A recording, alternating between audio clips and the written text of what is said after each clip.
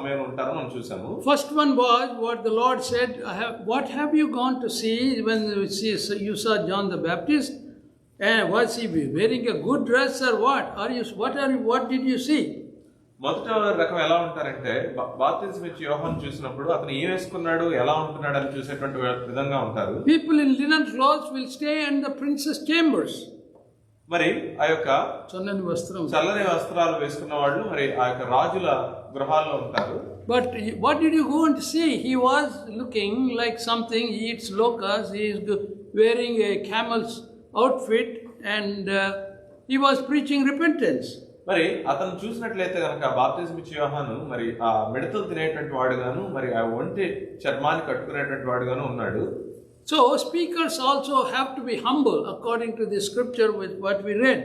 అయితే మనం ఇక్కడ చూసిన దాన్ని బట్టి మనం తెలుసుకోవాల్సిందంటే బోధకులు కూడా మరి వాక్యం చెప్పేటువంటి వారు కూడా అటువంటి మరి సాధారణమైనటువంటి జీవితం కలిగి ఉండాలి. That principle had been lost in the present day Christendom.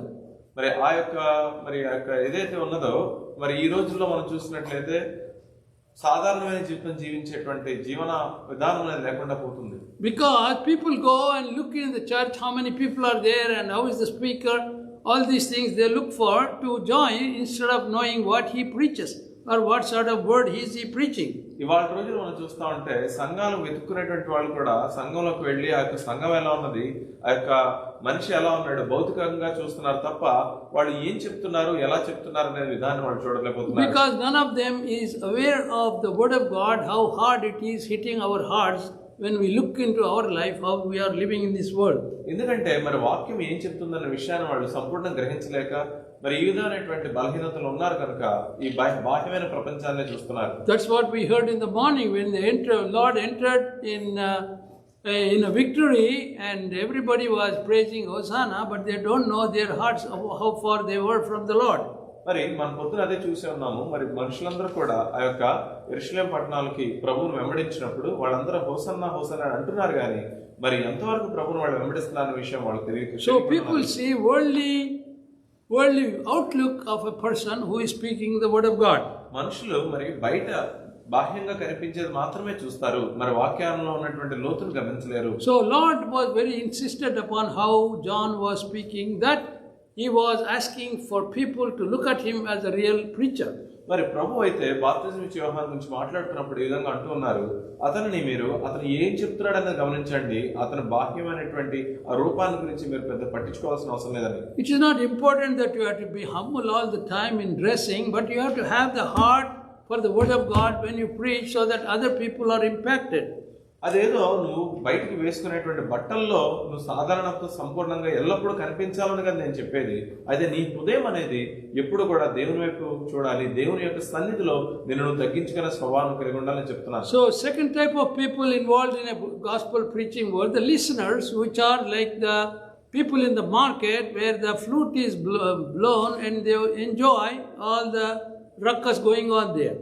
అయితే రెండవ విధంగా ఉండేటువంటి ఎలా ఉన్నారంటే ఆ యొక్క మరి సంతలో ఉండేటువంటి మనుషులు ఆ యొక్క బోర ఊదినప్పుడు దాని వైపు చూసి గంతులేసేవారే తప్ప మరి లోతును తెలుసుకునేటువంటి వారిగా ఉన్నారు. That is happening a lot in the modern day churches now. మరి ఇవాళ రోజున చూస్తా ఉంటే ఆధునిక సంఘాల్లో అది జరుగుతున్నది. Lot of ear splitting music. మరి చాలా మంది వచ్చి ఆ యొక్క మరి మోత మోగించేటువంటి ఆ సంగీతాన్ని వింటున్నారు. That is called worship nowadays. మరి దాన్నే వాళ్ళు ఆరాధన అనుకుంటున్నారు. So third group is మూడవ ఒక రకం ఎలా ఉంది, those people Sadducees and Pharisees who heard John's preaching and repented, but they don't have a true repentance of knowing the Lord as Savior. అయితే మరి ఈ మూడవ రకం మనుషులు ఎలా అంటే బాప్తిస్మం ఇచ్చే యోహాను చెప్పిన ఆ యొక్క మరి దాన్ని బట్టి వాళ్ళు పశ్చాత్తాపం అయితే పడ్డారు కానీ వాళ్ళు నిజంగా ప్రభువుని తెలుసుకునేటువంటి మరి పశ్చాత్తాపం పడలేదు, సద్దుకేయులు కానీ పరిసయ్యులు కానీ. So 90% of the present day Christendom is like that. మరి ఇవాళ 90% మరి ఈ సంఘాల్లో ఉన్నటువంటి వారు మనుషులందరూ కూడా అలా ఉన్నారు నేను అంటున్నాను. So fourth category are మరి నాలుగవ రకం ఎవరంటే woman who carried an alabaster box crying and anointed the feet of the Lord with her hair, showing significance that he was going to be crucified for her sin's sake. మరి నాలుగోది ఎవరన్నారంటే ఆ యొక్క మరి అత్తరు తీసుకొని మరి ప్రభు పాదాలను పూసి తన తలవెంట్రులతో తుడిచినటువంటి ఆ స్త్రీ మరి మిగతావన్నీ పట్టించుకోకుండా ప్రభు వైపే చూసి మరి ఆయన మరణము మరి తిరిగి లేవటం గురించి సూచించినటువంటి మరి ఆ యొక్క స్త్రీని మనం చూడొచ్చు. That is a true repentance Lord expects from each one of us. మరి మనలో నుంచి కావాల్సిన నిజమైన పశ్చాత్తాపం అనేది ఆ విధంగా ఉండాలని చెప్పి ప్రభు మనందరి పట్ల ఆశిస్తున్నాడు. Fifth group are ఐదవదిగా people who pretend to know the Lord, మరి మనుషులు ఎవరైతే ప్రభు మాకు తెలుసు అని అనుకుంటుంటారో ఆ విధంగా ప్రవర్తిస్తుంటారో but they criticize the Lord for some things which other people are behaving. అయితే ప్రభువుని బట్టి వాళ్ళు విమర్శ చేస్తూ ఉంటారు వాళ్ళు వెనక మరి వేరే వాళ్ళని బట్టి. So Simon, whom he hosted the Lord, మరి ప్రభువుని ఇంటికి ఆహ్వానించినటువంటి సీమోను, then he started criticizing the Lord. Does he not know that she is a sinner? Why is he interacting with her? మరి ఆయన ప్రభునే విమర్శిస్తున్నాడు. ఆమె మరి పాపి అని ఈయనకు తెలియదా? ఆమెతో మరి ఈ పరిచయం ఎందుకు చేయించుకుంటున్నాడు అని ఆయన అంటున్నాడు. So any gospel preaching, these 5 categories of people exist. Nevertheless, who is what we don't know, only the Lord knows. మనం ఎప్పుడు సువార్త ప్రకటించినప్పుడు కూడా ఈ 5 రకాల మనుషులు ఎప్పుడు ఉంటుంటారు. ఎవరు ఏంటి అనేది మనకు తెలియదు, కానీ ప్రభువుకి వాళ్ళ హృదయం తెలుసు. So today we are going to see in Luke chapter 8. ఇవాళ మనం లూకా సువార్త 8వ అధ్యాయం చూసుకుందాం. Significance is the sower who went to sow the seeds. మరి ఆ యొక్క విత్తనాలు నాటినటువంటి వాటి యొక్క ప్రాముఖ్యాన్ని చూద్దాం. So what he said 8:1 is, when it came to pass afterward, and we went through every city and village preaching and showing the glad tidings of the kingdom of God, and the 12 were with him, and certain women who had been healed of evil spirits and infirmities, Mary called Magdalene, out of whom went 7 devils, and Joanna the wife of Chuza, Herod's steward, and Susanna, and many others who ministered unto him from their substance. ఇక్కడ చూద్దాం మనం 8వ అధ్యాయం 1వ వచనం నుంచి. వెంటనే ఆయన దేవుని రాజ్య సువార్తను తెలుపుచు ప్రకటించుచు ప్రతి పట్టణంలోను ప్రతి గ్రామంలోను సంచారం చేయుచుండగా 12 మంది శిష్యులను అపవిత్రాత్మలను వ్యాధులను పోగొట్టబడిన కొందరు స్త్రీలు, అనగా 7 దెయ్యములు వదిలిపోయిన మగ్దలేనే అనబడిన మరియను, హేరోదు యొక్క గృహ నిర్వాహకుడు కూజా భార్యకు యోహన్నయు సూసన్నయు ఆయనతో కూడా ఉండిరి. So these women again come when Lord was crucified, and to anoint him they bring all the things to keep his body, not to get rot. మరి ఈ స్త్రీ మగ్దలేన మరియా మరి మిగతా స్త్రీలు కూడా కలిసి ప్రభు మరి చనిపోయి మరి ఉన్నప్పుడు సమాధిలో ఉన్నప్పుడు ఆయనకు అత్తరు పూసి చేయాలనే ఉద్దేశంతో ఆ సమాధి వద్దకు వచ్చిన మనం చూస్తున్నాం. So these women were thankful to the Lord. మరి ఈ యొక్క స్త్రీలు ప్రభువుకి మరి ఎంతగానో కృతజ్ఞత చూపిస్తున్నారు. They were in utter low levels of life. మరి వాళ్ళు మరి అట్టడిగినటువంటి జీవితాలను జీవిస్తున్నప్పటికీ కూడా and they came in acknowledgement to the Lord. మరి వాళ్ళు వచ్చి మరి ప్రభువుని మరి ఆ యొక్క అత్తరు పూయాలని వాళ్ళు అనుకున్నారు. That was during his burial, but now they just came to see him. మరి ఇప్పుడైతే ఈ సందర్భంలో అయితే వాళ్ళు ప్రభువుతో వెంబడించి ఆయన కలుసుకోవడానికి వచ్చారు. That's why whenever we worship on Sundays, we know what sort of sinners we were, and to come and thank the Lord, thank the Lord for making us whole in His sight. అందుకనే మనం ఇక ఆదివారం పూట మరి పరిశుద్ధ స్థలానికి వచ్చినప్పుడు మనం ఎటువంటి వారమో జ్ఞాపకం చేసుకొని మన పాపాలు కడిగినటువంటి ప్రభువుని స్తుతిస్తూ మనం ఈ సంఘంలో ఉంటుంటాం. So now we are going to see the parable of the sower of seeds. అయితే ఇవాళ మనం ఈ యొక్క ఉపమానం చూడబోతున్నాము ఆ యొక్క నాటినటువంటి విత్తనముల గురించి. The sower went out to sow the seed, and as he sowed, some fell by the wayside. It was trodden down, and the fowls of the air devoured it. 8వ అధ్యాయము 5వ వచనం. విత్తువాడు తన విత్తనములు విత్తుటకు బయలుదేరను. అతడు విత్తుచుండగా కొన్ని విత్తనములు త్రోవ ప్రక్కన పడి త్రొక్కబడిన గనుక ఆకాశ పక్షులు వాటిని మృంగివేసెను. This I have experienced many times. మరి దీన్ని నేను ఎన్నోసార్లు అనుభూతి రీతిగా తెలుసుకున్నాను. I reached out to as many people as possible with the word of God. మరి ఎన్నోసార్లు నేను ఎంతమందికి వీలైతే అంతమందికి దేవుని వాక్యాన్ని తీసుకెళ్లాలనుకున్నాను. I gave them Gospel of John.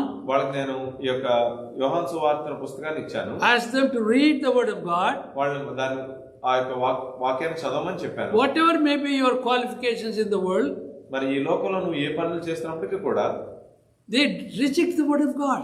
వాళ్ళు దేవుని యొక్క వాక్యాన్ని తిరస్కరించారు. And also some birds come and take away their own faith, becomes an obstruction for them to have the word of God grow in their hearts. మరి అలాగే కొన్ని చోట్ల ఏమవుతుందంటే తమ యొక్క విశ్వాసాన్ని వాళ్ళు కోల్పోతున్నారు. ఎందుకంటే ఆ యొక్క విత్తనములు పడగానే పక్షులు ఏ విధంగా వచ్చి తీసుకెళ్లి తిరివేస్తున్నాయో అదే విధంగా విశ్వాసాన్ని కోల్పోతున్నారు. Recently I reached out to a friend of mine. ఈ మధ్య కాలంలో నా స్నేహితుడికి ఒకరికి నేను ఈ యొక్క వాక్యాన్ని తీసుకెళ్లాను. And I told him, you have to understand the word of God. అతను నేను చెప్పాను దేవుని వాక్యాన్ని అర్థం చేసుకోవాలని. So I shared the online Bible with him. మరి ఆన్లైన్ లో ఉన్నటువంటి బైబిల్ ని అతనితో నేను పంచుకున్నాను. He was in a dire state physically. మరి ఆయన అయితే మరి నిస్సహాయ స్థితిలో అయితే ఉన్నాడు. So he sent me an email. మరి ఆయన నాకు ఈమెయిల్ పంపించాడు. He said, I don't believe in you. నేను నిన్ను నమ్మను. It's subtle way. He said, my religion is better. తను అంటూ ఉన్నాడు మరి నేను ఆచరించే మతము చాలా మరి దీనికంటే ఉన్నతంగా ఉన్నది. So this is the example of when the sower went out to sow the seed. Some fell on the roadside. Nevertheless, it can be seen. The birds came and took them away. మరి దీనికి ఏది ఉదాహరణగా ఉందంటే ఎలాగైతే ఆ విత్తువాడు విత్తనము వేయగానే రోడ్డు మీద పడినటువంటి విత్తనములు ఆ పక్షులు ఏ విధంగా వచ్చి తీసుకెళ్లిపోతుందో అటువంటి ఉదాహరణగా మరి ఈ విషయం ఉన్నది. Sower did his duty. మరి అది మా యొక్క పక్షుల యొక్క విత్తువాని యొక్క మరి ఆ యొక్క పనిగా చేశాడు. ఆ పని అయితే ఆయన చేశాడు. Then the word of God has to go deep, penetrate into the people's hearts. But this is what happens 90% of the time in the world. మరి ఆ యొక్క విత్తువాడు విత్తనం వేసినప్పుడు ఆ విత్తనం అయితే వాళ్ళ హృదయంలోకి వాక్యం అనే విత్తనం హృదయంలోకి వెళ్ళాలి. కానీ మరి 90% అయితే మాత్రం ఈ యొక్క రోడ్డు మీద పడిన విత్తనాలుగా మరి పక్షులు తీసుకెళ్ళినట్టుగా మరి పక్షులు అయితే they are the one in your life, your family. మరి ఆ పక్షులు ఎలా ఉన్నాయంటే నీ జీవితంలో ఉన్నటువంటి నీ కుటుంబం కావచ్చు. And your adherence to your faith, which is contrary to what the word of God teaches. నువ్వు ఆచరించినటువంటి మతం మీద నీకు ఉన్నటువంటి విశ్వాసం కావచ్చు. Or the friends who advise or mock at you when you say you are reading the word of God. నీ చుట్టూ ఉన్నటువంటి స్నేహితులు కావచ్చు వాక్యం చదువుతున్నప్పుడు నేను విమర్శించేటువంటి వారు. They are harmless on the outside. మరి వాళ్ళు భౌతికంగా అయితే నీకు పెద్ద హాని చేయరు కానీ but they are very dangerous for you not to see the truth in the word of God. మరి వాళ్ళు ఎంత ప్రమాదకంగా ఉన్నారంటే నువ్వు నిజమైన దేవుని వాక్యాన్ని తెలుసుకోకుండా మరి ఆపేటువంటి వారుగా ఉన్నారు. This is a common trait in the world today. మరి ప్రపంచంలో జరుగుతున్నటువంటి మరి సాధారణమైనటువంటి సహజమైన విషయాల్లో ఇది ఒకటిగా ఉన్నది.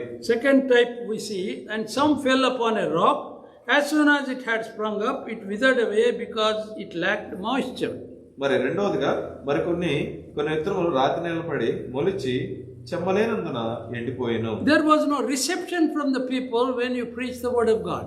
మరి కొన్నిసార్లు మనం చెప్పినప్పుడు మరి అవతల వ్యక్తి నుంచి తిరస్కరణ ఉంటుంది, వాళ్ళ లోపలికి తీసుకోరు దాన్ని. Because they don't want to really hear anything which is concerning Christ. మరి ప్రభువుకు సంబంధించి ఏ విషయాన్ని కూడా వాళ్ళు వినటానికి సిద్ధంగా లేరు. It happened to us when we went to door in Seattle. ఒకసారి సియాటిల్ లో మేము డోర్ టు డోర్ వెళ్ళినప్పుడు జరిగింది. So I and what's her name, Sarah, we both went to a house. నేను మరియు సారాయి ఇంకొక గృహాన్ని దర్శించాము. And there was that lady was at home. She was Indian. ఆ స్త్రీ మరి ఇంట్లో ఉన్నది, ఆమె మరి భారతీయురాలుగా ఉన్నది. So we told her we came to talk to you about the Lord. మేము వెళ్ళి ఆమెతో అన్నాము నీతో మేము దేవుని గురించి చెప్పాలనుకుంటున్నామని. When she said my husband is not in, please come back again. ఆమె మాతో అన్నది మరి నా భర్త ఇంట్లో లేడు, మళ్ళీ తర్వాత రండి అని చెప్పింది. We said okay, and when we stepped out, her husband entered from outside.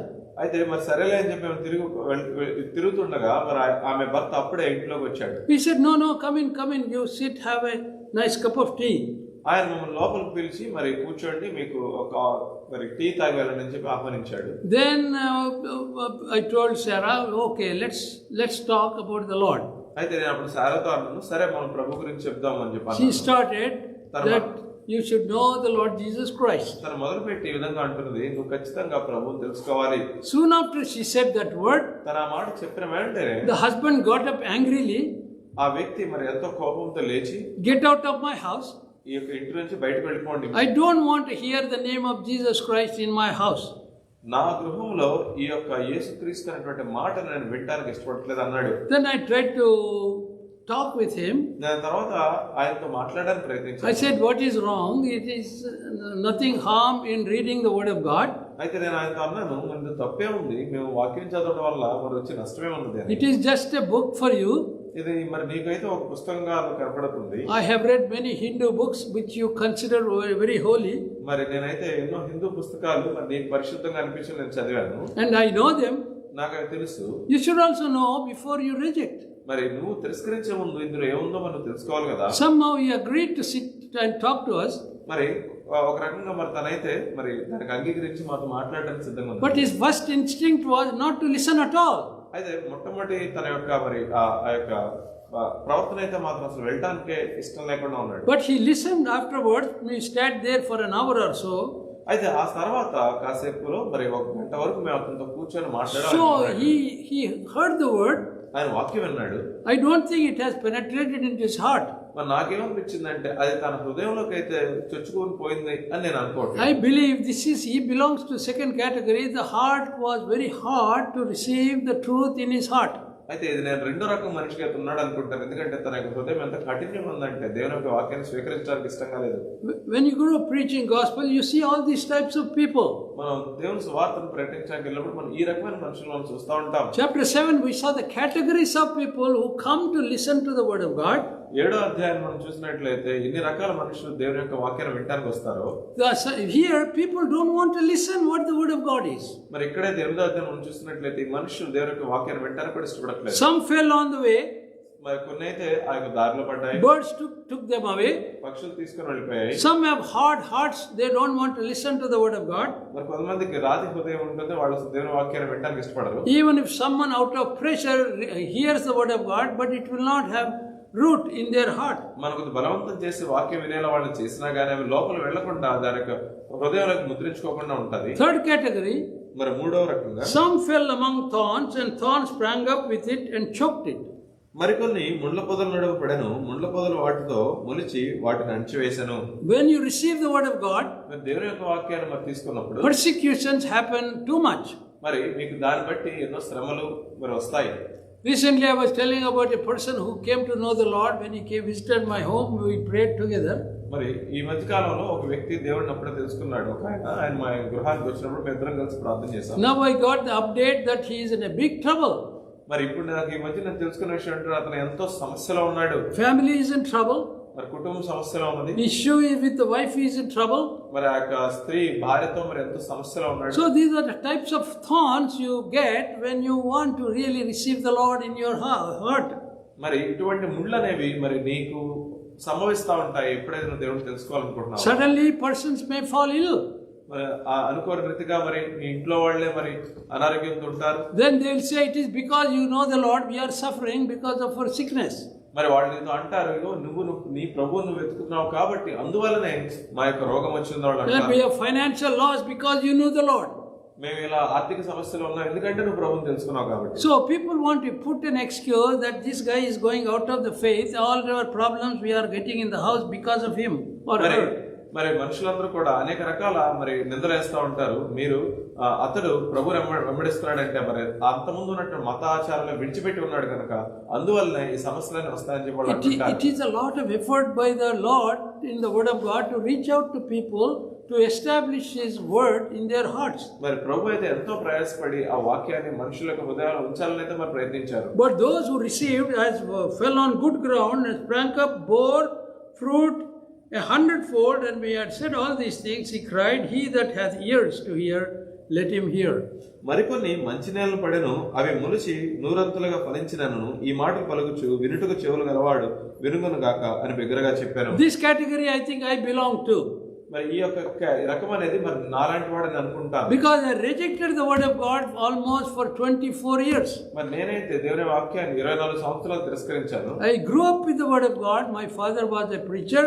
మరి నేను వాక్యం ద్వారా మరి ఎదిగాను. మా నాన్నగారు మరి వాక్య పరిచయం చేసేవారు. My mother was a teacher, but she was very faithful in her prayers. మరి మా అమ్మగారు అయితే మరి ఆవిడ ఉపాధ్యాయులుగా ఉన్నారు కానీ మరి విశ్వాసాలు ఎంతో మరి బలంగా ఉన్నారు. But the word of God did not penetrate into my heart. కానీ వాక్యం అనేది మన హృదయంలోకి వెళ్ళి చొచ్చుకొని పోలేదు. But Lord prepared my heart to be a good ground on certain day where I turned around from my old life to a new life, receiving the Lord as my Savior.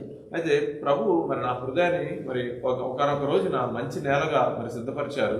అప్పుడు మన పాత జీవితాన్ని విడిచి నూతన జీవితంలో అడుగు పెట్టారు. So this is what happens in our life. Whenever you want to preach gospel, these types of people you encounter daily. మరి ఎప్పుడైతే మీరు సువార్త ప్రకటించాలనుకున్నప్పుడు ఇటువంటి పరిస్థితులు అనేవి ఎదుర్కోవాల్సి ఉంటుంది. So last year when Sandeep went to old age home, గత సంవత్సరం సందీప్ మరి ఇక్కడ ఉన్న ఓల్డ్ ఏజ్ హోమ్ వెళ్ళాడు. they refused to hear the gospel. ముందుగా అయితే వాళ్ళు మరి వాక్యం చెప్పడానికి కూడా అనుమతించలేదు. They were ready to watch the football, but not the word of God. వాళ్ళు అక్కడ మరి జరుగుతున్న ఫుట్బాల్ మ్యాచ్ చూడాలనుకున్నారు కానీ it is in this country which is called a Christian nation. మరి ఈ యొక్క దేశంలో ఇది జరుగుతుంది. మరి ఇది మన క్రైస్తవ మరి దేశంగా కూడా పిలుస్తారు దీన్ని. So total transformation of heart is required as the Lord had given this parable. మరి సంపూర్ణమైనటువంటి మరి ఆ యొక్క మారు మనసు మరి హృదయం మారాలి అనేది ప్రభు చెప్తున్నటువంటి మాట ఈ యొక్క ఉపమానం ద్వారా. Then we go to verse 18. మరి 18వ వచనానికి వెళ్దాం. Take heed therefore how you hear, for whosoever hath, to him shall be given, and whosoever hath not, from him shall be taken even that which he seemeth to have.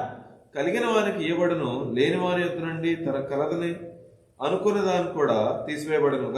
మీరు ఎలా వినిచున్నారో చూచుకున్నాడని చెప్పాను. Whatever you think you received, you have to hold on to it. మరి ఏదైతే మీరు మరి మరి పొందుకున్నారో ఆ దాన్ని మీరు గట్టిగా పట్టుకొని ఉండాల్సి ఉన్నది. Salvation is so precious. మరి రక్షణ అనేది ఎంతో ప్రాముఖ్యమైనది. Salvation is given by the Lord, like Sandeep had expressed from John chapter 3. మరి రక్షణ అనేది ప్రభు నుంచి వచ్చినదే సందీప్ పొద్దున చెప్పిన విధంగా. But you have to hang on to the salvation. మరి అయితే మీరు ఆ ఇచ్చిన మరి పొందుకున్న రక్షణ మీరు పట్టుకొని ఉండాలి. Because you have so many wavering things come in your life where you hesitate to get involved into the salvation impact in your life. మరి ఎన్నో రకాల సమస్యలు మరి ఇబ్బందులు నీకు వస్తుంటాయి.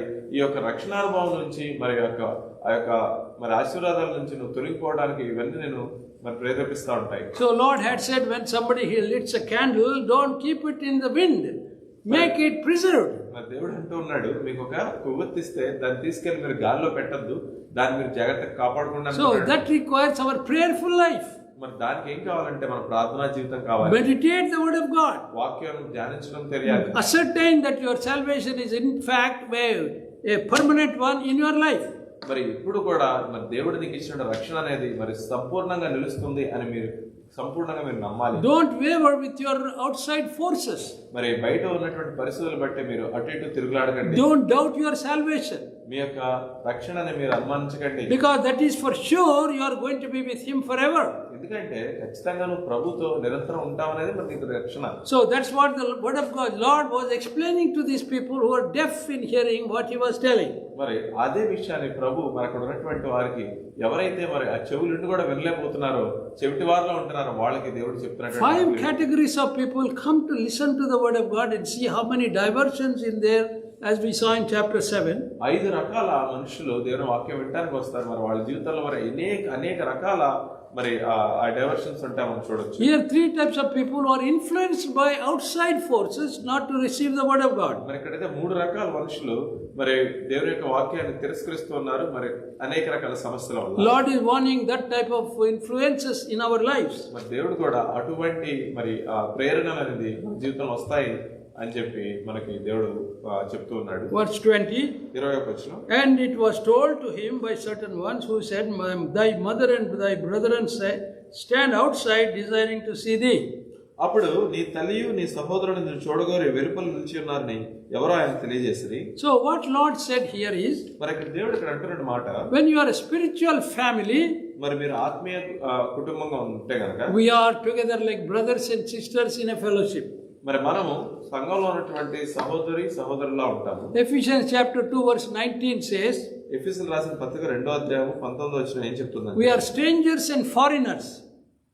మనం దేవునికి మరి వేరుగా ఉన్నటువంటి వారుగా ఉన్నాము.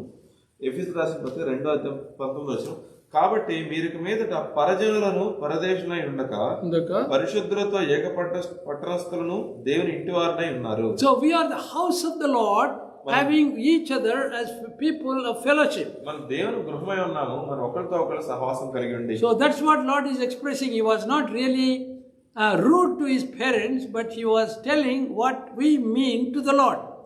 ఆయన తన తల్లిదండ్రులకి మరి కఠినంగా లేడు, కానీ మనము దేవునికి ఎటువంటి వారుగా ఉన్న విషయాన్ని ఆయన He వ్యక్తపరుస్తున్నారు. wanted to live with us as one family. ఆయన మనతో ఒక కుటుంబంగా ఉండాలని మరి చెప్తూ ఉన్నారు. So this is what he expressed, his personal view of what we are in his sight. మరి ఆయన మన గురించి చెప్తున్నటువంటి ఆయన దృష్టిలో మనం ఎలా ఉండాలనే విషయాన్ని చెప్తూ ఉన్నారు. So verse 23. 23వ వచనం. But as they sailed, he fell asleep, and there came down a storm of wind on the lake, and they were filling the water and were in jeopardy.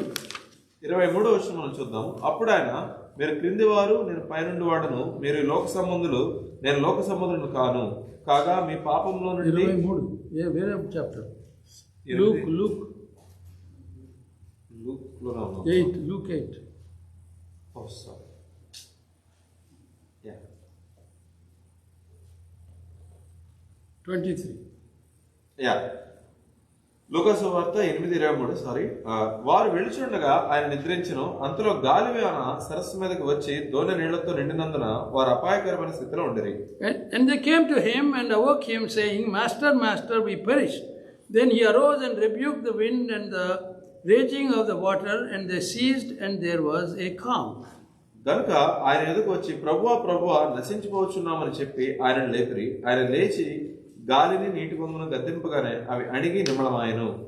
It's of great significance in our life. ఇది మన జీవితంలో ఎంతో ప్రాముఖ్యమైన విషయము. We know we have Lord in our life. మనకు తెలుసు మన జీవితంలో ప్రభు మనతో ఉన్నాడు. We know we are going through situation where there could be a danger of storm in our life. మనకు తెలుసు మన జీవితంలో మనం వెళ్ళే పరిస్థితుల్లో ఒక గొప్ప ప్రమాదం, ఒక తుఫాన్ అనేది మనకు రాబోతుంది. Soon after the storm comes, we forget that the Lord is in our life. మరి ఆ తుఫాన్ ఎప్పుడైతే వస్తుందో అది వచ్చిన క్షణం ప్రభు మనతో లేడు. First reaction was we want to solve it ourselves. మొదటి స్పందన ఎలా ఉంటుందంటే దాన్ని మనంతా మనం పరిష్కరించుకోవాలనుకుంటాం. There is a nice painting in London Museum. మరి లండన్ మ్యూజియం లో ఒక గొప్ప మరి This is a storm in Galilee. That is the title. మరి దానికి ఉన్నటువంటి మరి టైటిల్ ఏంటంటే తుఫాన్. గలీలలో ఉన్న తుఫాన్ అనేది title. So they made with AI a moving picture. మరి వాళ్ళు ఏం చేశారంటే ఈ కొత్త ఆధునికమైనటువంటి మరి టెక్నాలజీని వాడి, ఏఐని వాడి అది కదిలేటువంటి మరి బొమ్మగా దాన్ని. So when we see that movie, దాన్ని మీరు చూసినప్పుడు you see the real predicament of these people suffering under a storm.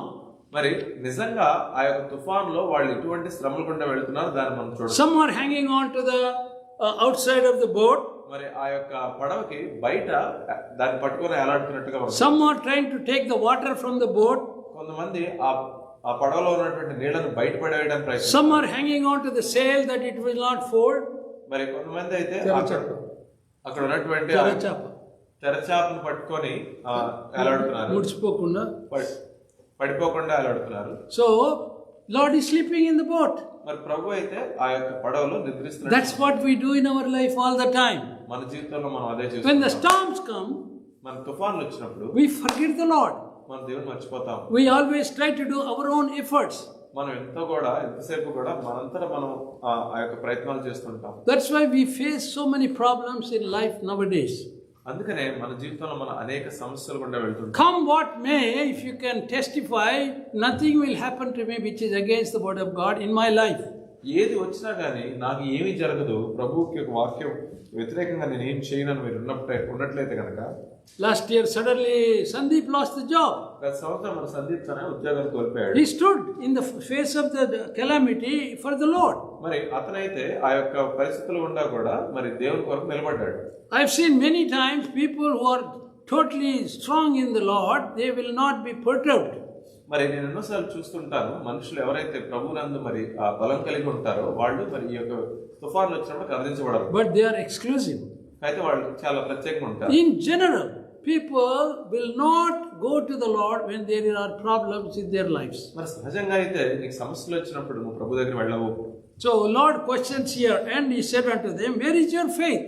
ప్రభు ఇక్కడ ప్రశ్నిస్తున్నాడు, నీ విశ్వాసం ఎక్కడ ఉంది? And they being afraid wondered why, saying one to another, what manner of man is this? Then he commandeth even the winds and the water, they obey him. అప్పుడు ఆయన, మీ విశ్వాసం ఎక్కడ అని వారు తనను. అయితే వారు భయపడి, ఈయన గాలికిని నీళ్లకును ఆజ్ఞాపింపగా అవి లోబడుచున్నవే, ఈయన ఎవరో అని ఒకరితో ఒకడు చెప్పుకొని ఆశ్చర్యపడి This is what says we do not have confidence in the power of the Lord.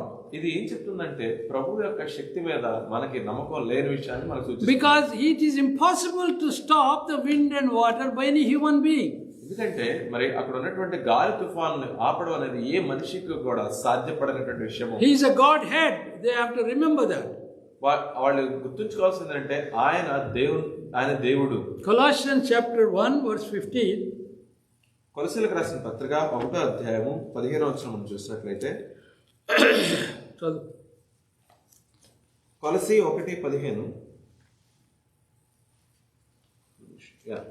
ఆయన అదృశ్య దేవుని స్వరూపి అయి సర్వ సృష్టికి ఆది సంభూతుడై ఉన్నాడు. For let me read. Colossians 1:15. 1:15. Colossians 1:15.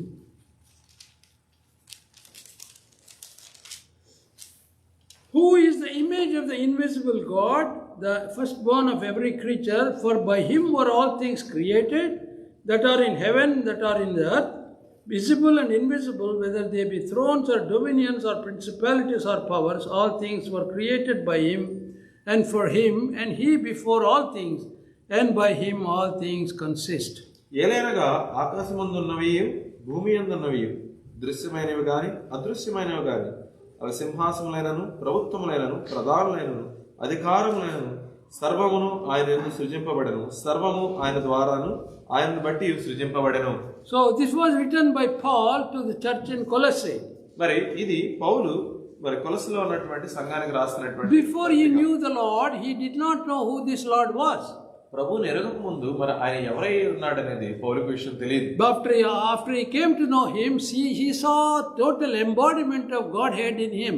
మరి ఆయన ప్రభువుని తెలుసుకున్న తర్వాత ఆ ప్రభు దేవుని యొక్క ఆ స్వరూప్యం గురించి ఆ సంగతుల గురించి మరి పౌలు తెలుసుకున్నాడు. But people in the boat were unable to discern that difference in the Lord when he was sleeping. మరి ఆ పడవలో ఉన్నటువంటి శిష్యులు మరి ప్రభు నిద్రిస్తున్నాడు కానీ ఆయన గురించిన విషయాలను గ్రహించలేకపోయారు. So when you look at the continuation of chapter 8, we see మరి లూకాసు వార్త 8వ అధ్యాయం మరి కొనసాగింపు చూస్తే he was going to meet a man possessed with devils. మరి ఆయన మరి దయ్యములు పట్టినటువంటి ఒక వ్యక్తిని కలవబోతున్నాడు. His category is totally different. మరి ఈ యొక్క రకం అనేది ఎంతో వ్యత్యాసంగా ఉన్నది. Because he was unknowing to him, he was possessed by devils. దయ్యాలతో పట్టిందని తెలియని వాడు. ఆ వ్యక్తికి తనలో దయ్యం ఉందని కూడా తెలియనటువంటి వాడిగా ఉన్నాడు. So he had no cognizance where he was. అతనికి తను ఎక్కడ ఉన్నాడో తెలియదు. These 5 categories were knowing what the word of God was when they came to hear the word of God. మరి ప్రభు యొక్క వాక్యాన్ని వినడానికి వచ్చినటువంటి 5 రకాల మనుషులైతే ఇక్కడికి వచ్చి ఉన్నారు. And when the sower went to sow the seed, there are many ignorant things happening for the seeds there. మరి విత్తువాడు విత్తనానికి వెళ్ళినప్పుడు మరి అనేక రకాలైనటువంటి మరి విషయాలు అక్కడ జరుగుతున్నాయి. But whereas this man is totally aware of what his life was. మరి ఈ వ్యక్తి అయితే మాత్రం తన జీవితంలో ఏం జరుగుతుంది, తను ఎక్కడ ఉన్నాడు, ఏమీ తెలియనటువంటి వ్యక్తిగా ఉన్నాడు. And when he went forth to land, verse 27, there he met from the city a certain man who had the devils a long time and wore no clothes, neither abode in any house, but in the tombs. ఆయన ఒడ్డున దిగినప్పుడు ఆ ఊరి వాడకుడు ఆయనకు ఎదురుగా వచ్చును. వాడు దయ్యములు పెట్టిన వాడై బహుకాలం నుండి బట్టలు కొట్టుకొనక సమాధులలోనే గాని ఇంట్లో ఉండువాడు కాడు. When he saw Jesus, he cried out and fell down before him, and with a loud voice said, What have I to do with thee, Jesus, thou Son of God Most High? I beseech thee, torment me not. వాడు యేసుని చూచి కేకలు వేసి ఆయన ఎదుట సాగిలపడి, యేసు, సర్వోన్నతుడైన దేవుని కుమారుడా, నాతో నీకేమి, నన్ను బాధపరచుకోమని నిన్ను వేడుకొనుచున్నాను అని కేకలు వేసి చెప్పాడు. As you see the later verses, ఆ తర్వాత వచనం మీరు చూసినట్లయితే verse 30, 30వ వచనం చూస్తే Jesus asked him, saying, What is thy name? And he said, Legion, because many devils had entered into him. యేసు నీ పేరమను అని అడుగగా చాలా దయ్యములు వానిలో చొచ్చి ఉండను గనుక వాడు తన పేరు సేన అని చెప్పి పాతాళంలో పోవుటకు తమను ఆజ్ఞాపించవద్దని ఆయన వేడుకొనెను. So devils knew that he is a God of Most High. మరి దయ్యములకు తెలుసు ఆయన మరి Son of God Most High. ఆయన దేవుని కుమారుడు, మరి ఆ సర్వోన్నతుని కుమారుడని తెలుసు. But the person whom the devils possessed did not know where he was living. మరి ఎవరికైతే దెయ్యములు పట్టి ఉన్నాయో ఆ వ్యక్తికైతే తను ఎక్కడ ఉన్నాడనే విషయం తెలియదు. So that there shows the difference. Despite these devils knew who this Lord was, they refused to bring him to the Lord. మరి ఈ దెయ్యములకు ఆయన ప్రభువు అని తెలిసినా కూడా ఏ మనిషి అయితే పట్టి పీడిస్తున్నాయో అతనికి దేవుని గురించి చెప్పడానికి, because their existence would have been in jeopardy if they brought the person to the Lord. ఎందుకంటే వాళ్ళు ఆ దెయ్యములు ఆ యొక్క వ్యక్తిలో ఉన్నటువంటి దెయ్యములు ఆ వ్యక్తికి ప్రభు గురించి చెప్తే వాటి యొక్క ఉనికే కోల్పోతాయి కనుక ఆ విషయం ఆ వ్యక్తికి చెప్పాలి. So we see such many people in the modern day now. మనం ఇటువంటి వ్యక్తులు మరి ఈ ఆధునిక సమయాల్లో మనం చాలా మంది చూస్తాం. Wherever there is a gospel preaching, people don't want to go and hear. ఎందుకంటే ఎక్కడైతే సువార్త ప్రకటించబడుతుందో వాళ్ళు అక్కడ ఉండి ఆ యొక్క సువార్తను వినడానికి ఇష్టపడరు. They don't know what is being preached. మరి వాళ్ళకి తెలియదు అక్కడ దేని గురించి చెప్తున్నారు. But something urges them not to go and listen. మరి ఏదో వాడిని ఆపుతుంది వెళ్ళి వాక్యం వినడానికి. Exactly like these devils called legion were doing to this man. ఈ సేన అనేటువంటి ఈ దెయ్యం లాగానే ఈ యొక్క మనుషుల్లో కూడా ఇటువంటి శక్తి పనిచేస్తుంది. But they knew they were defeated in front of the Lord. కానీ వాటికి తెలుసు అవన్నీ కూడా దేవుని ముందు ఓడిపోతాయని. And they besought, verse 31, that he would not command them to go out to sleep deep. అయితే 31వ వచనంలో పాతాళంలో పోవుటకు తమను ఆజ్ఞాపించవద్దని ఆయనను వేడుకొనెను. And there was there a herd of many swine feeding on the mountain, and they besought him that he would suffer them to enter into them, and he suffered them. అక్కడ విస్తారమైన పందుల మంద కొండ మీద మేచుండెను కనుక వాటిలో చొచ్చుటకు తమకు సెలవమ్మని ఆయనను వేడుకొనగా ఆయన సెలవిచ్చెను. And the devils out of the man entered into swine, and herd ran violently down the steep slope and into the lake and were choked. అప్పుడు దెయ్యములు ఆ మనిషిని విడిచిపోయి పందులలో చొచ్చెను కనుక ఆ మంద ప్రప్రాతము నుండి సరస్సులోనికి వడిగా పరిగెత్తి ఊపిరి తిరగక చచ్చారు. Later story is the village people came and pleaded him, leave that place and go. మరి ఆ తర్వాత మరి విషయాలు ఏంటంటే ఆ యొక్క మరి ఆ ఊళ్ళో ఉన్న వాళ్ళు వచ్చి ఆయన దగ్గరకు వచ్చి అక్కడికి వెళ్ళిపోమన్నారు. That is, they are called heathen. వాళ్ళు అన్యులుగా ఉన్నారు, అదులుగా పిలువబడుతున్నారు. అన్యులుగా పిలువబడుతున్నారు. Because they don't want to listen to the presence of the Lord at all in their lives. మరి వాళ్ళు దేవుని యొక్క సన్నిధి గురించి ఇటువంటి మరి ఆ యొక్క మాట వినడానికి ఇష్టం లేనటువంటిగా ఉన్నారు వాళ్ళు. Same people are being punished very sadly today in the Middle East. మరి అదే విధంగా మరి మధ్య తూర్పు ఉన్నటువంటి దేశాలన్నీ కూడా మరి ఆ విధంగా మరి శిక్షించబడుతున్నారు. Who refuse to listen to the existence of the Lord in their lives. మరి ఎవరైతే మరి ప్రభు ఉన్నాడు అనేటువంటి విషయాన్ని వినటానికి దాన్ని తిరస్కరిస్తూ ఉన్నారో మరి వాళ్ళందరూ కూడా శిక్షించబడుతున్నారు. Lord said in prophecy, my fury will go out on such people. మరి ప్రభు ప్రవచించారు నా యొక్క ఉగ్రత అనేది అటువంటి వారి మీదకి వెళుతుందని. So we have to pray for the Middle East. What is will be done. ఈ మధ్య తూర్పు భాగంలో ఉన్న దేశాల కొరకు మనం ప్రార్థన చేయాలి. Whatever his will happen. ఆయన చిత్తం ఏదైతే జరుగుతుందని మనం ప్రార్థన చేయాలి. We can seek, we can pray forcefully to show some mercy. మరి ప్రభువుని అయితే మనం అర్థించవచ్చు, ప్రభువా మాకు కొద్దిగా మరి దయ చూపమని. His will prevail. ఆయన చిత్తమే అక్కడ జరుగుతుంది. So we pray for the people who are suffering there. మరి అక్కడ మరి బాధింపబడుతున్నటువంటి మనుషుల కొరకు మనం ప్రార్థన చేయాలి. Who are collateral damage because they are there for the work or some job. మరి ఈ యొక్క దేశాల మధ్య ఇబ్బందుల వల్ల మరి ఆ యొక్క అందులో భాగంగా బాధింపబడుతున్న వారి గురించి మనం ప్రార్థన చేద్దాం. So we saw that there are 5 categories of people in a gospel meeting involved. మనం చూసినట్లుగా మరి ఆ యొక్క సువార్త ప్రకటించేటప్పుడు 5 రకాల జనంగా ఉంటారని మనం చూసాము. 4 types of gospel preaching can happen. How they receive it. మరి ఏ విధంగా స్పందిస్తారు, 4 రకాలుగా మనుషులు మరి సువార్తకు స్పందిస్తారనే విషయం మనం చూసాము. And one category is totally making the person not to listen to the gospel at all. మరి అందులో ఒక రకం అయితే మనుషుల్ని దేవుని సువార్తని వినటానికి అస్సలు వాళ్ళు ఒప్పుకోవట్లేదు. Next week we'll see chapter 9. మరి వచ్చే వారం మనం 9వ అధ్యాయం చూసుకుందాం. May God bless this word. దేవుడి వాక్యాన్ని దీవించును గాక. Let's pray. ప్రార్థన చేసుకుందాం. Loving and heavenly Father, wonder working God, we want to thank you, praise your name. Guide us, teach us whatever is in your word. Oh Lord, we pray for the needs. We pray for Sandeep as he is going through employment process. Let it happen according to your will. We pray for Roy and Peggy. Keep them under your wings. Give them good health. We pray for Noe. Thank you for the good news we heard from the doctor. We also pray for Lee. Touch him and heal him. Pray for Edie, oh Lord, be with her, take off any stress in her life. And we also pray for Jyoti. Thank you for the house you provided for them, oh Lord, to anticipate her parents to come in the month of June. We also pray for each other, pray for Sunita, children, and also boys with Jyoti, that they walk as they grow, oh Lord, in your word. Be with Grace and me and Sam. Pray for Grace, aunt, oh Lord, touch her, heal her, and uncle, be with him, enable him to understand what is going on. Be with us the remaining time. We ask all these things in the name of our Lord and Savior, Jesus Christ. Amen. Now, Lord the Father, grace of the Lord Jesus Christ, and the fellowship of the Holy Spirit be with us all now and forever. Amen. Amen.